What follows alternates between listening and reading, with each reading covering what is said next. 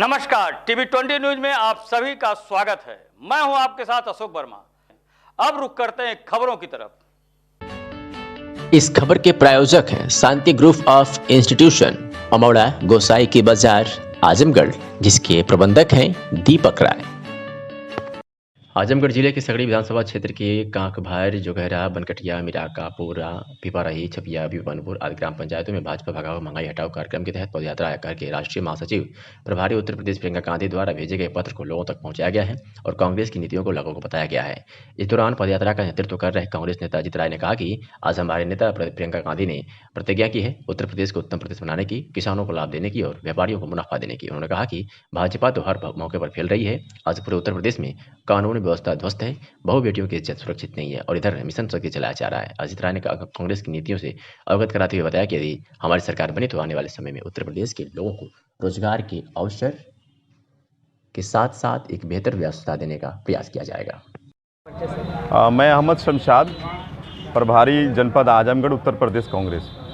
आपके द्वारा ये किस तरह का कार्यक्रम किया गया, क्या उद्देश्य? ये हमारे उत्तर प्रदेश कांग्रेस कमेटी के अध्यक्ष आदरणीय अजय कुमार लल्लू जी, हमारे प्रदेश की प्रभारी आदरणीय प्रियंका गांधी जी के दिशा निर्देश पे 14 नवंबर से 24 नवंबर तक भाजपा भगाओ महंगाई हटाओ के नारे के साथ 10 किलोमीटर का विधानसभा स्तरीय पदयात्रा की शुरुआत की गई है, जिसके तहत आज आपके स्थानीय बाजार में हम लोगों ने 2-3 गांव के आसपास घूमा है और हमारे नेता पदयात्रा कर रहे हैं। उसी क्रम में हम इस पदयात्रा में शामिल हुए हैं। अच्छा, और क्या क्या कार्यक्रम किया गया है? जैसा हमने आपको बताया कि आज प्रदेश की जनता भूख, भ्रष्टाचार और भय से भयभीत है।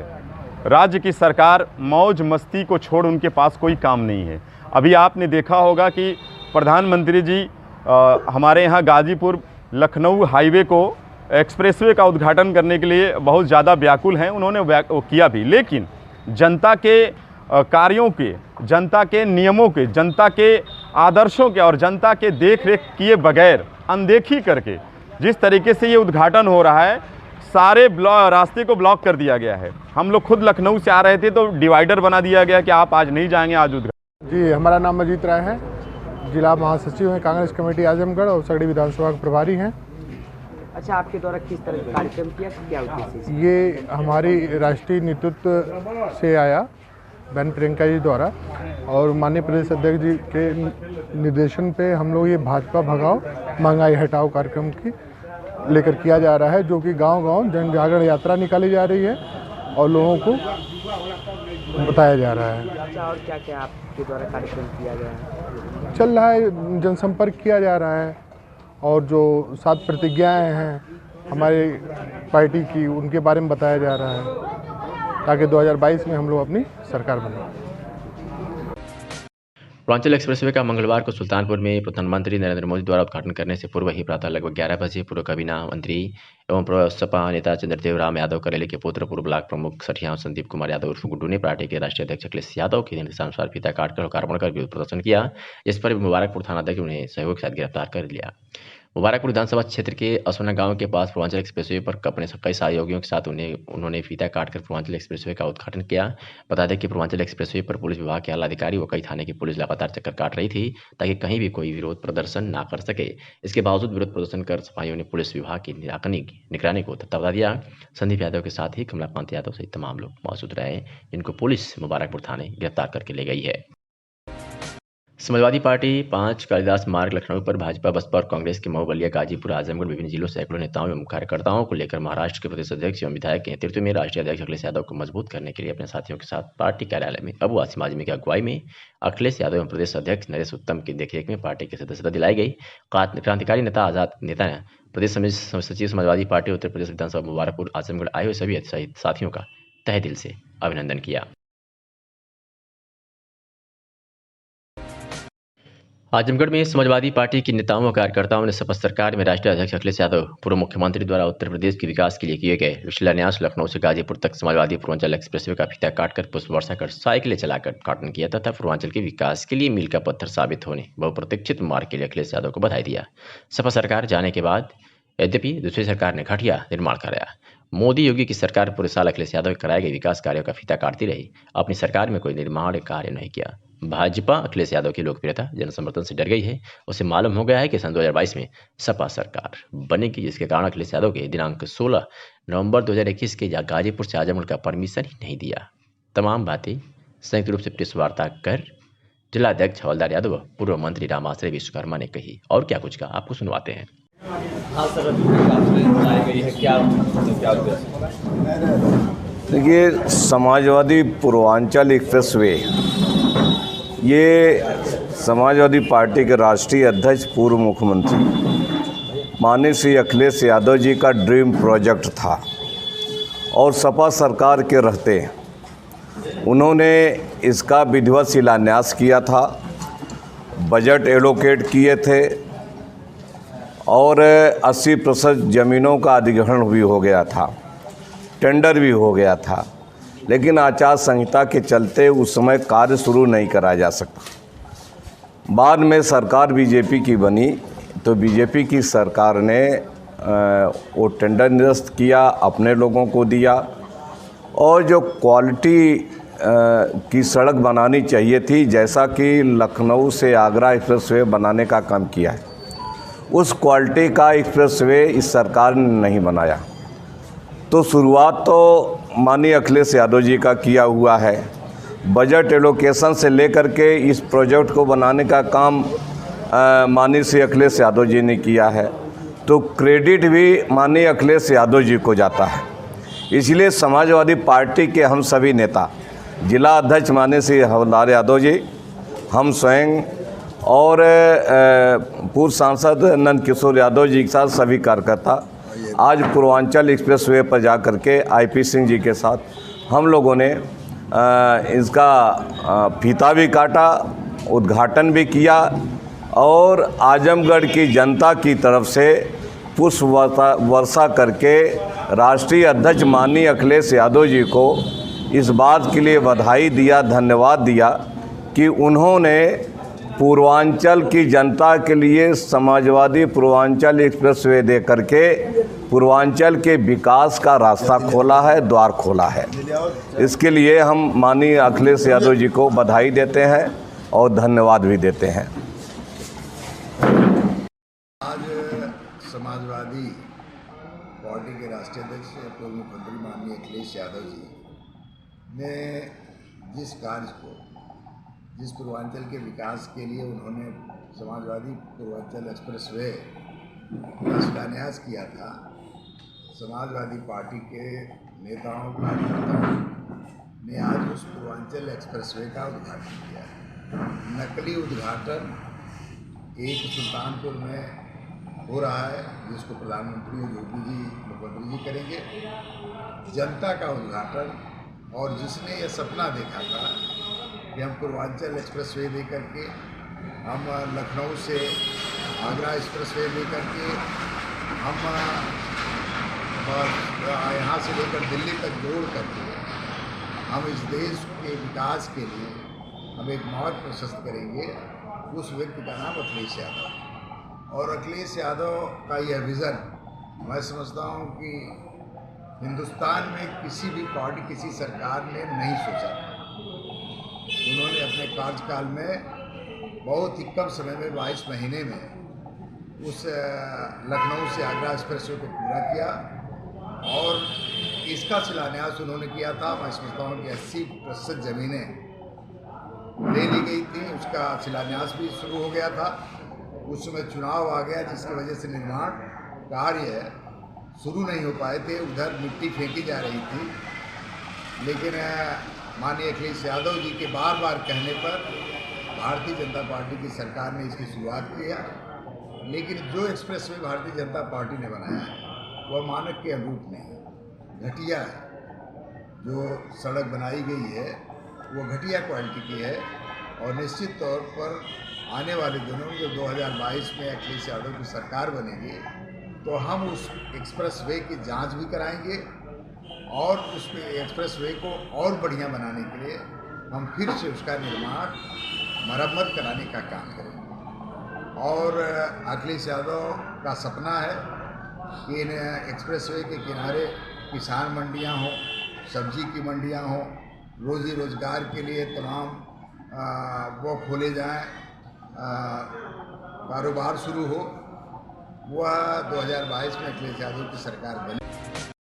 पूर्वांचल एक्सप्रेसवे पर सियासी लड़ाई शुरू हो गई है। एक तरफ जहां प्रधानमंत्री सुल्तानपुर पूर्वांचल एक्सप्रेसवे का सुल्तानपुर में उद्घाटन कर रहे हैं, तो वहीं समाजवादी पार्टी पूर्व मुख्यमंत्री अखिलेश यादव के निर्देश पर पूर्वांचल एक्सप्रेसवे का सांकेतिक उद्घाटन के साथ साथ फूलों की वर्षा कर रही है। यह कार्यक्रम पूरे एक्सप्रेसवे पर चल रहा है। बता दें कि समाजवादी योजना सभा के पूर्व प्रदेश कार्यकारिणी सदस्य लालजीत क्रांतिकारी ने किशुनदासपुर आजमगढ़ में किया और कहा कि समाजवादी पूर्वांचल एक्सप्रेसवे हमारे रहनुमा गरीबों, दलितों, पिछड़ों, अगड़ों, अल्पसंख्यकों एवं सर्व समाज के नेता अखिलेश यादव की सोच पर समाजवादी पूर्वांचल एक्सप्रेसवे बना हुआ है और यह पूर्वांचल की जनता के लिए लाभदायक होगा। इस अवसर पर अमित यादव, अभिनव, धर्मेंद्र विश्वकर्मा, राहुल यादव सहित कई लोग मौजूद रहे। क्या कुछ कहा समाजवादी योजना सभा के पूर्व प्रदेश कार्यकारिणी सदस्य लालजीत क्रांतिकारी ने, वो आपको सुनवाते हैं। मैं समाजवादी योजना सभा का पूर्व प्रदेश कार्यकारी सदस्य हूँ। आज हम लोगों ने किशुनदासपुर बाजार में समाजवादी पूर्वांचल एक्सप्रेसवे का फीता काट करके उद्घाटन किया है। और ये जब समाजवादी पार्टी के हमारे माननीय अखिलेश यादव जी जब मुख्यमंत्री थे, तब से यह पास किया गया था पूर्वांचल एक्सप्रेसवे, और 5 साल लग गया बनाने में। माननीय अखिलेश यादव जी सब बजट पास करके गए थे, इसलिए आज हम लोगों ने इसका फीता काट करके माननीय प्रधानमंत्री नरेंद्र मोदी जी से पहले हम लोगों ने अपना फीता काट करके 8 बजे जो है कि उद्घाटन कर दिया है। हमने जो गरीबों, दलितों, पिछड़ों, नौजवानों, अल्पसंख्यकों, अगड़ों और सर्व समाज के नेता, गरीबों के रहनुमा माननीय अखिलेश यादव जी जब इसको बनाए तो उनकी सोच थी कि इस पूर्वांचल एक्सप्रेसवे के किनारे मंडियाँ लगेंगी, लेकिन यह सरकार जब से आई बनाना शुरू की और उसके बाद जो है कि सब मंडी काट दी और इसकी माप इसका था बनने का मापदंड था, उसको भी काट करके इन्होंने मतलब कम कर दिया। बजट भी इसका कम कर दिया। उतना बेहतर नहीं बना पाए जितना समाजवादी सरकार में आगरा लखनऊ एक्सप्रेसवे बना है। बहन जी के सरकार में जो है कि जमुना एक्सप्रेसवे बना हुआ है, वो कितना बेहतर है। आगरा लखनऊ कितना बेहतर एक्सप्रेसवे बना है, ये बेहतर नहीं बना पाए। लेकिन हमारे माननीय अखिलेश यादव जी की जब सरकार आएगी 2022 में, तब इससे भी बेहतर जितना बढ़िया ये बजट पास करके गए, इसका जो है कि पैमाना बनाया गया था, सब एस्टीमेट बनाया गया था, इससे बेहतर समाजवादी सरकार आने के बाद इससे कई पूर्वांचल एक्सप्रेसवे बनाया जाएगा।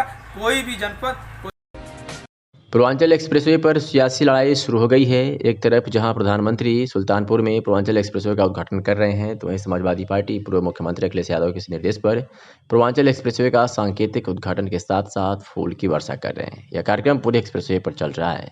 समाजवादी पार्टी के राष्ट्रीय अध्यक्ष अखिलेश यादव के निर्देशानुसार आज पूर्वांचल एक्सप्रेसवे पर साइकिल चलाकर एवं पुष्प वर्षा कर एक्सप्रेसवे के सांकेतिक उद्घाटन किया गया।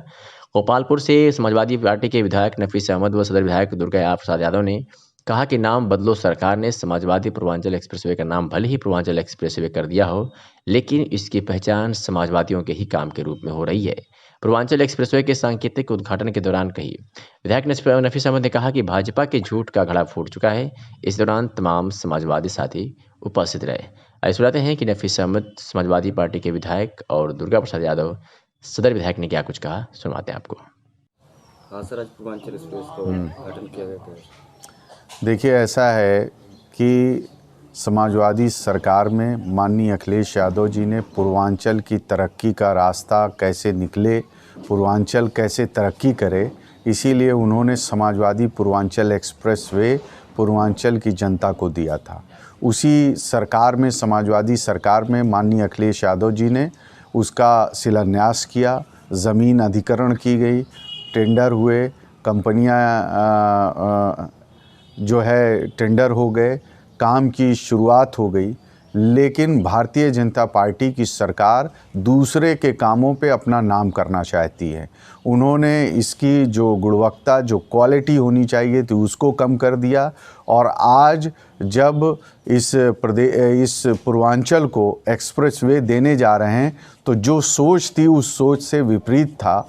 लेकिन क्योंकि पूर्वांचल एक्सप्रेसवे जो है समाजवादियों की सोच का नतीजा था, माननीय अखिलेश यादव जी का, इसीलिए हम सभी लोगों ने जाकर वहाँ पर समाजवादी साथियों के साथ पूर्वांचल एक्सप्रेसवे का उद्घाटन किया और भविष्य में समाजवादी पार्टी के लोग ये विश्वास दिलाते हैं जनता को कि माननीय अखिलेश यादव जी की सरकार बनेगी तो पूर्वांचल का इसी तरीके से और विकास होगा, जिससे पूर्वांचल में रोज़गार बढ़े, नौजवानों को ज़्यादा से ज़्यादा नौकरी मिले और पूर्वांचल भी दूसरी तरीके से आगे बढ़ सके।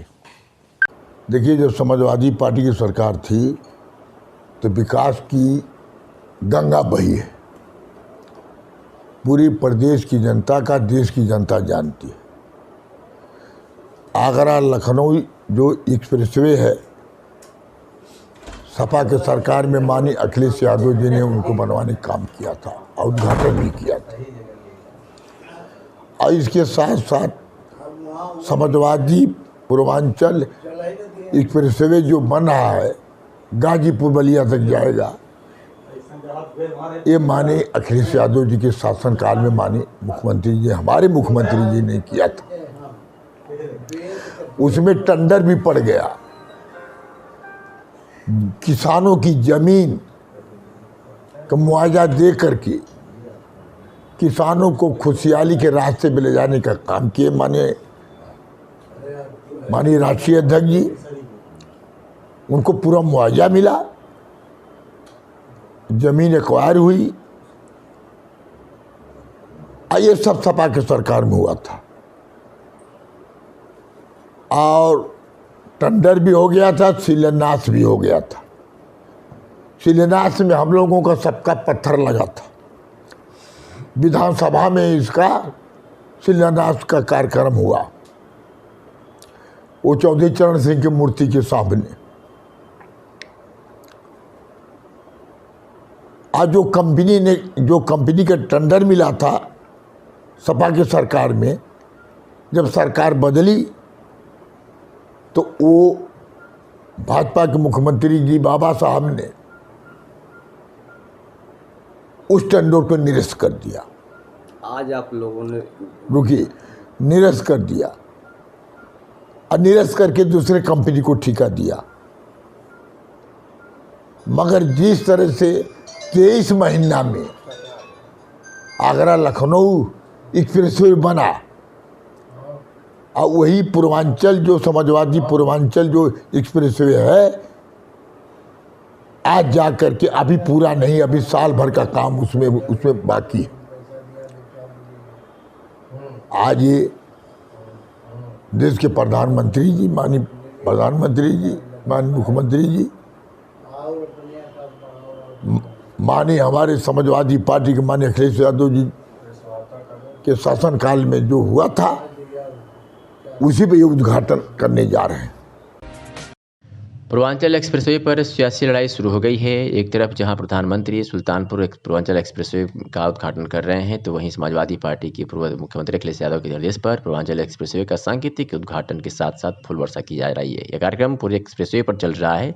समाजवादी पार्टी के राष्ट्रीय अध्यक्ष और पूर्व मुख्यमंत्री अखिलेश यादव के द्वारा सपा सरकार में शिलान्यास किए गए समाजवादी पूर्वांचल एक्सप्रेसवे का उद्घाटन समाजवादी पार्टी के जिलाध्यक्ष हवलदार यादव, पूर्व मंत्री रामाश्रय विश्वकर्मा ने सपा कार्यकर्ताओं के साथ मुबारक विधानसभा में किया तथा एक्सप्रेसवे पर पुष्प वर्षा करके आजमगढ़ की जनता की तरफ से अखिलेश यादव को बधाई दिया।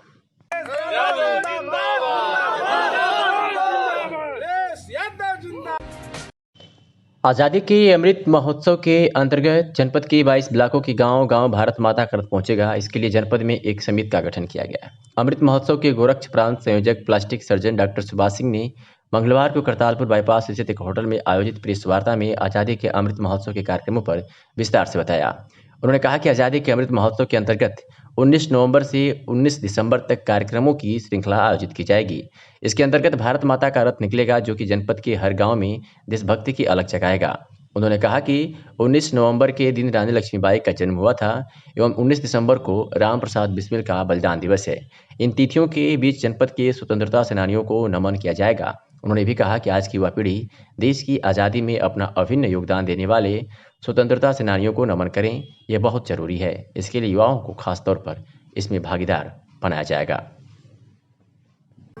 जो आज ये प्रेस कॉन्फ्रेंस रखी गई, वो एक हमारे आज़ादी स्वतंत्रता की जो 75वीं वर्षगांठ है, एक तरह से जो हम एक तरह से आयोजन, ये जो आयोजन समिति बनी है अमृत महोत्सव आयोजन समिति, ये इसका उद्देश्य है कि हम इस 75वीं वर्षगांठ पे अपने सारे इतिहासकार जो हमारे इतिहास में भूल गए थे हम लोग, स्वतंत्रता में उनका योगदान था, उनको पुनर्जीवित करें और एक महोत्सव की तरह बनाएं। अलग अलग देश इसके आयोजन करते रहते हैं, कुछ लोग 100 साल पे करते हैं, कुछ लोग 75 साल पे करते हैं, कुछ लोग 50 साल से करते हैं। अमेरिका ने भी 300 साल पे किया था अपना, बहुत ही भव्य आयोजन किया था। उसी ढंग से एक अमृत महोत्सव आयोजन समिति का गठन किया गया है, वो देशव्यापी किया गया है, देश के लेवल पे, फिर स्टेट के लेवल पे, फिर प्रांत के लेवल पे, फिर जिले के लेवल पे और फिर गांव-गांव में उसकी समितियां बनाई गई हैं जो इस साल आयोजन करेगा। इसका आयोजन जो है 19 नवंबर से लेकर 19 दिसंबर तक किया जाएगा।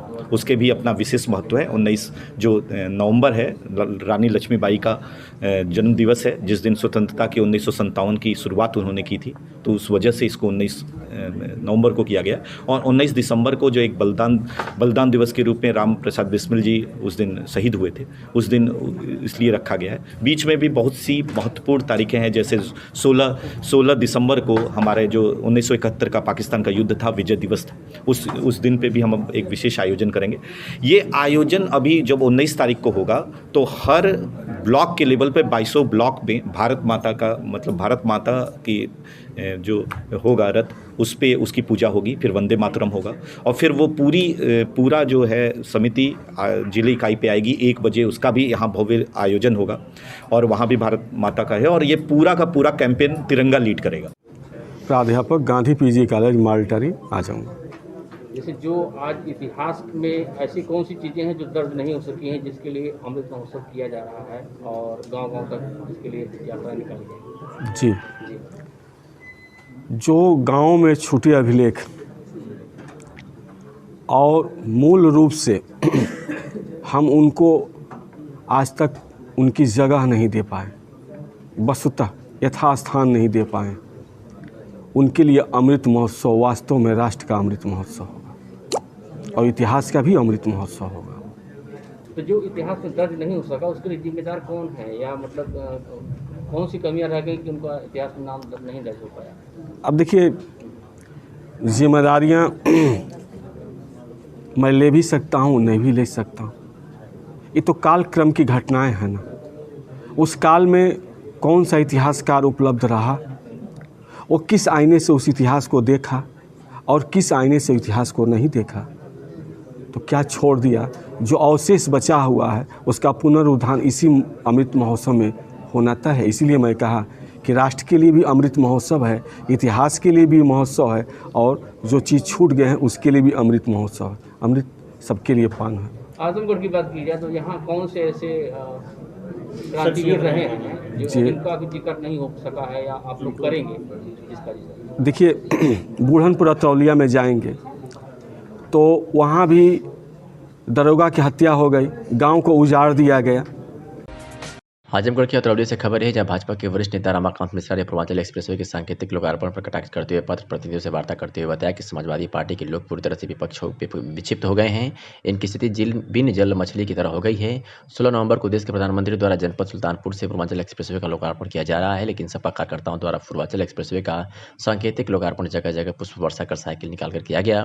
सत्ता के बिना यह रह नहीं सकते। सत्ता में आने के बाद गुंडागर्दी, गरीबों का उत्पीड़न, जाति विशेष का नग्न तांडव देश का करीब किसान नौजवान झेल थक चुका है। अब समाजवादी पार्टी उत्तर प्रदेश में सरकार बनाने का सपना छोड़ दे, यहाँ की जनता उसे देखना भी नहीं चाहती। आज सुनाते हैं कि रमाकांत मिश्रा, क्षेत्रीय संयोजक श्रम प्रकोष्ठ ने क्या कुछ कहा। समाजवादी पार्टी के लोग पूरी तरह से विक्षिप्त हो गए हैं। इनकी स्थिति बिन जल मछली हो गई है। सत्ता के बिना यह रह नहीं सकते। सत्ता में आने के बाद गुंडागर्दी, गरीबों का उत्पीड़न, एक जात का नग्न तांडव, उत्तर प्रदेश का किसान, गरीब, मजदूर, नौजवान झेलते झेलते थक चुका है। अब समाजवादी पार्टी कभी उत्तर प्रदेश में सरकार बनाने का सपना छोड़ दे, यहाँ की जनता उसे देखना भी नहीं चाहती। आज जो इन्होंने सांकेतिक उद्घाटन का स्वांग रचा है, मैं आपके माध्यम से सवाल करना चाहता हूँ कि यदि समाजवादी पार्टी के लोग आज सांकेतिक उद्घाटन का स्वांग रच रहे हैं, तो आज से 2 महीना पहले इनके मुखिया, समाजवादी पार्टी के राष्ट्रीय अध्यक्ष, उत्तर प्रदेश के पूर्व मुख्यमंत्री अखिलेश यादव जी पूर्वांचल सड़क के माध्यम से ही क्यों सैनपुर आए थे? अगर वो सड़क बनी नहीं थी तो इनको उस मार्ग से आना नहीं चाहिए था। अगर ये आए तो इन्होंने अपराध किया और वो उस अपराध बोध का प्रायश्चित इन्हें करना पड़ेगा। पूर्वांचल नहीं, पूरे उत्तर प्रदेश में उनकी जातिवाद केवल एक गिरोह के लिए है। किसी तरह से जो समाजवादी पार्टी के एक जाति के गुंडे हैं, वह किसी तरह से सरकार में आने का उपक्रम करने के लिए अन्य जातियों को दिग्भ्रमित करने का प्रयास कर रहे हैं। इस तरह का दुस्साहस किया गया है, इस तरह कुछ लोगों की गिरफ्तारी भी हुई है। उनके दुस्साहस की जो इतना बड़ा कर दी कि मुख्यमंत्री, प्रधानमंत्री से पहले ही उदाहरण कर दिए हैं। यह इसकी जितनी भी निंदा की जाए वो कम है। हमारे देश में लोकतंत्र है और लोकतंत्र के माध्यम से हमें अपनी अभिव्यक्ति प्रदर्शित करने का अधिकार है। हम प्रधानमंत्री जी को, मुख्यमंत्री जी को, उनके द्वारा किए गए कार्यों को, इसके पीछे जो इनकी बौखलाहट है, इन्होंने जो पूर्वांचल, समाजवादी पूर्वांचल एक्सप्रेसवे का नाम दे करके जो भूमि का अधिग्रहण करने का इन्होंने अपनी सरकार में प्रयास किया था, यह मात्र कुछ हजार रुपए विश्व की ज़मीन के हिसाब से गरीबों किसानों की ज़मीन एक्वायर करना चाहते थे। भारतीय जनता पार्टी की सरकार में आदरणीय योगी जी के नेतृत्व में हमने उसको गवर्नमेंट रेट के हिसाब से भुगतान किया और 1150 करोड़ रुपए कम लागत में जो इनका प्राकलन था, उसको उससे 1150,000 करोड़ रुपए कम में हमने 2 साल में, जबकि आजमगढ़ में भारतीय जनता पार्टी पिछड़ा वर्ग मोर्चा के प्रदेश मंत्री विनोद राजभर ने कहा कि गृह मंत्री अमित शाह और मुख्यमंत्री योगी आदित्यनाथ ने महाराजा सुहेलदेव के नाम से विश्वविद्यालय देकर राजभर समाज की ही नहीं बल्कि इस महाराजा सुहेलदेव को सम्मान देने का काम किया है। राजभर समाज के लिए किसी गौरव से कम नहीं है। श्री राजभर मंगलवार को भाजपा जिला कार्यालय को पत्र प्रतिनिधियों से वार्ता करते कर रहे थे। उन्होंने कहा कि आज तक सभी पार्टियों ने राजभर समाज को सिर्फ वोट के रूप में इस्तेमाल किया है और सरकार बनने के बाद किसी ने ध्यान नहीं दिया। भाजपा ने जो ऐतिहासिक सम्मान देने का काम किया है उसे राजभर समाज कभी नहीं भूलेगा। कहा कि जो जनपद सपा बसपा के शासनकाल में गुंडे माफियाओं के नाम से जाना जाता था, वहाँ अब विकास के साथ ज्ञान की गंगा बहेगी। और क्या कुछ कहा, सुनते हैं। जी, अपना परिचय देते हुए बताएं कि आज किन बातों को लेकर प्रेस वार्ता का आयोजन किया गया। मैं विनोद राजभर, भारतीय जनता पार्टी प्रदेश मंत्री पिछड़ा वर्ग मोर्चा उत्तर प्रदेश। मैं आज ये प्रेस वार्ता इसलिए कर रहा हूँ, भारतीय जनता पार्टी के शीर्ष नेतृत्व ने आजमगढ़ में 13 तारीख को देश के यशस्वी गृह मंत्री माननीय अमित भाई शाह जी और हमारे प्रदेश के लोकप्रिय मुख्यमंत्री पूज्य महाराज जी ने आजमगढ़ में जो विश्वविद्यालय देने का काम किया है, जिसका शिलान्यास हुआ है, मैं अपने शीर्ष नेताओं को कोटि कोटि बधाई देना चाहता हूं, क्योंकि उन्होंने महाराजा सुहेलदेव जी के नाम से जो नामकरण रखा है विश्वविद्यालय के, उससे निश्चित तौर से हमारे राजभर समाज में एक बहुत ही हर्ष उल्लास है। उसी के उपलक्ष्य में मैं ये प्रेस वार्ता किया हूं कि मैं अपने शीर्ष नेतृत्व को बधाई दे सकूं और निश्चित तौर पे हमारा ज़िला जो है शिक्षा के क्षेत्र में अब आगे डेवलप होगा। जो गुंडे माफियाओं के नाम से जाना जाता था पिछली सरकारों में, आज भारतीय जनता पार्टी सरकार ने इसे एक नई पहचान दी है। उसी के उपलक्ष्य में प्रेस वार्ता किया। और एक खबर आजमगढ़ के अतरौलिया से है, जहां परिषदीय स्कूलों में कक्षा 1 से 8 तक के बच्चों को ड्रेस, जूता, मोजा, बैग आदि के लिए सरकार 6 नवंबर से अभिभावकों के खाते में सीधे प्रति छात्र 1100 रुपये भेज रही है। पूरे पूर्वांचल में इस योजना से करीब 30 लाख बच्चे लाभान्वित होंगे। योजना का लाभ मिलने पर बच्चों को बिना ड्रेस विद्यालय नहीं जाना होगा। पहले सरकार स्कूल पर ही उक्त चीज़ों का वितरण कराती थी, लेकिन भ्रष्टाचार को देखते हुए यह फैसला लिया गया है। पूरे प्रदेश में इस योजना से जहां लोगों को लाभान्वित किया जा रहा है, वहीं क्षेत्र के उच्चतर माध्यमिक विद्यालय तथा प्राथमिक विद्यालय में बच्चों के अभिभावकों के खातों में पैसा नहीं आ रहा है। वहीं कुछ छात्र लॉकडाउन के पहले ड्रेस पहनकर ही विद्यालय आ रहे हैं, तो वहीं कुछ छात्र बिना ड्रेस के ही विद्यालय पहुंच रहे हैं। अतरौलिया प्राथमिक तथा कंपोजिट कन्या विद्यालय के बच्चों ने बताया कि उनके अभिभावकों के खाते में पैसा नहीं आया है, तो वही विद्यालय के कुछ ही छात्रों के खाते में पैसा आ चुका है। ऐसे में खाते में पैसा न आने से बच्चों में काफ़ी उदासी छाई हुई है, तो वही बच्चों के अभिभावक भी काफ़ी परेशान हैं। विद्यालय के अधिकतर छात्रों के अभिभावकों के खाते में अभी तक ड्रेस, जूता, मोजा का पैसा नहीं पहुंचा, तो वही गिने चुने छात्रों के खाते में ड्रेस का पैसा पहुंच चुका है। क्षेत्र के सभी विद्यालयों का यही हाल है। आइए सुनाते हैं कि पूर्व माध्यमिक विद्यालय के प्रधानाध्यापक लालजीधारी यादव और विद्यालय कुछ बच्चों ने क्या कुछ कहा। परिचय देते हुए बताइए। मैं इंचार्ज प्रधानाध्यापक लालधर यादव, पूर्व माध्यमिक विद्यालय अतरौलिया आजमगढ़। अच्छा, आपके विद्यालय में छात्र संख्या कितनी है? 295। 295। उपस्थिति कितनी रहती है?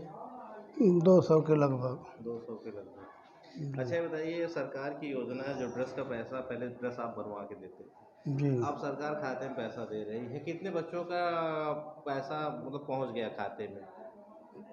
एक करीब आपकी जानकारी के हिसाब से 60%। 60% पहुंचा है। जी। और कितने बच्चों का ड्रेस बन गया है जो पहन के आ रहे हैं? किसी का नहीं। अभी किसी का नहीं बना। कब पैसा कब पहुंचा है? बस 2 दिन पहले। 2 दिन पहले। ये तो 1 नवंबर से सुन रहे जा रहा है खाते में पैसा। अभी तो मुख्यमंत्री जी पिछले शनिवार को अच्छा, एक साथ हाँ, अभी पैसा वहाँ से धीरे धीरे क्रमशः चल रहा है ना। अच्छा, अभी आपका नंबर पीछे है? नहीं, नंबर नहीं, कुछ बच्चों का आया है। अल्फाबेट के हिसाब से तरोड़िए तो नंबर 1 पे होना चाहिए। अब इसकी व्यवस्था तो हम बता नहीं सकते, तो सरकार है। सरकारी व्यवस्था है। अच्छा, ये बताइए कि जो आप आज मेनू के हिसाब से बता दीजिए, मेनू आज क्या था? आज रोटी थी, सब्जी थी। रोटी सब्जी थी। बच्चे खा चुके हैं? जी। कितने बच्चों को खाना बना था? करीब 250। 250। सालेहा निगार। पिता का नाम? नसीम। किस विद्यालय में पढ़ती हो? कन्या कंपोजिट विद्यालय। क्लास? 7। आप विदाउट ड्रेस बैठे हो कि आपके पिताजी के या माताजी के अकाउंट में पैसे गए हैं ड्रेस नहीं। के? अभी नहीं आए हैं ड्रेस के पैसे। जोरावर। पिता का नाम? मुस्तफ़ा। किस विद्यालय में पढ़ते हो? पूर्व माध्यमिक विद्यालय। क्लास? 7 में। अभी तुम ड्रेस नहीं पहने हो, तुम्हारे पिताजी के अकाउंट में पैसे गए हैं ड्रेस के? नहीं। भी नहीं गए हैं? क्यों? क्या कारण हो सकता है? सर, मेरा आधार कार्ड नहीं बना था, इसलिए मैं फॉर्म नहीं भरा। अच्छा, आधार कार्ड नहीं बना इसलिए फॉर्म नहीं भरा? Yes sir.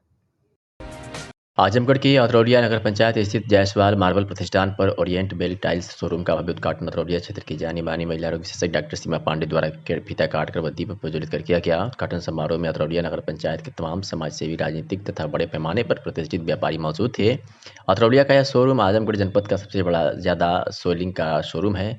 ऐसे में हम लोग कंपनी की तरफ से पूरी सहूलियत को ध्यान देते हुए यहाँ टाइल्स की उपलब्धता कराएंगे। गर्मियों के मौसम में कूलिंग टाइल्स भी मौजूद रहेगी। ओरिएंट बेल टाइल्स शोरूम के उद्घाटन पर डॉक्टर सीमा पांडे ने जायसवाल मार्बल के संचालक अमित जायसवाल को शुभकामनाएं दी।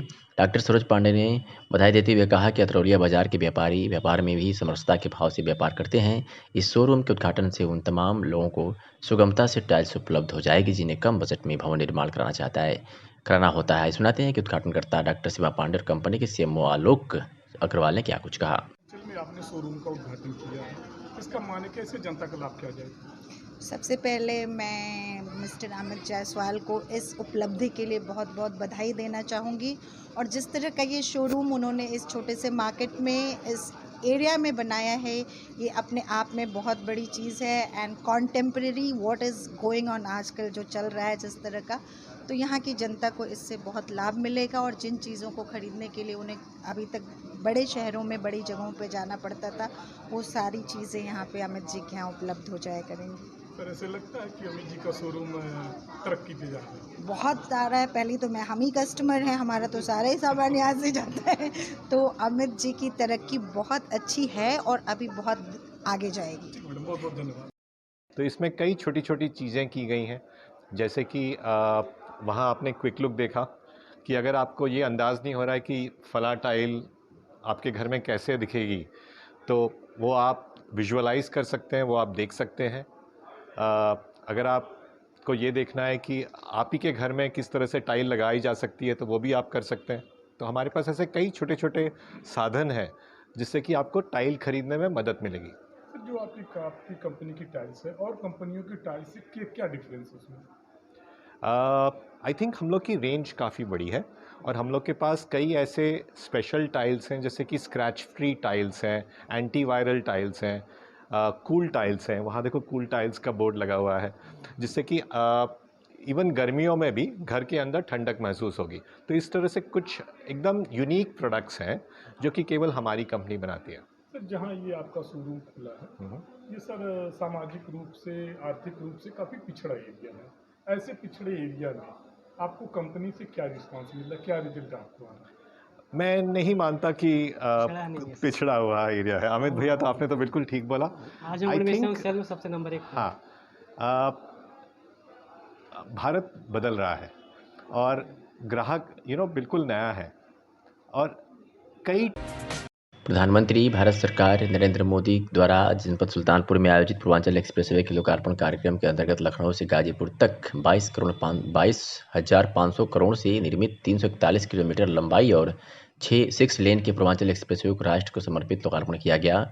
प्रधानमंत्री ने उत्तर प्रदेश के ऊर्जावान मुख्यमंत्री योगी आदित्यनाथ एवं उनकी टीम और यूपी के लोगों को पूर्वांचल एक्सप्रेसवे की बधाई दी। उन्होंने कहा कि हमारे जिन किसान भाई बहनों की भूमि इसमें लगी है, जिन श्रमिकों का पसीना इसमें लगा है, जिन इंजीनियरों का कौशल इसमें लगा है, उनका भी मैं बहुत बहुत अभिनंदन करता हूं।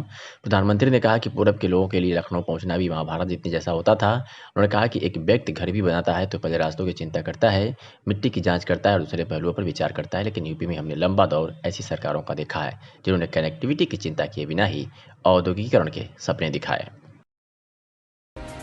और ये खबर लखनऊ से है, जहां भारतीय दूरसंचार कर्मचारियों की केंद्रीय कार्य समिति की आकस्मिक बैठक यूनियन की बैठक आज वस्तुतः आयोजित की गई और सिफारिशों को लागू करने का मुद्दा बीएसएनएल कॉर्पोरेट कार्यालय नई दिल्ली के पत्र संख्या के मद्देनजर तीसरे पीआरसी पर पूरी तरह से चर्चा की गई।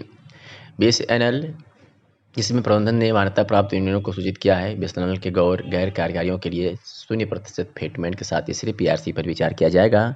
इस यूनियन के सीडब्ल्यूसी ने सर्वसम्मत से प्रबंधन के इस फैसले का विरोध किया है और सभी एसए मुख्यालय और बीएसएनएल कॉर्पोरेट में राष्ट्रीय व्यापक विरोध प्रदर्शन आयोजित करने का निर्णय लिया। कार्यालय और अन्य स्थानों पर जहां 16/11/2021 को लंच ब्रेक के दौरान संभव होगा। सर, आपका नाम? राजेश कुमार सिंह। आप ये किस चीज़ के लेकर प्रोटेस्ट कर रहे हैं?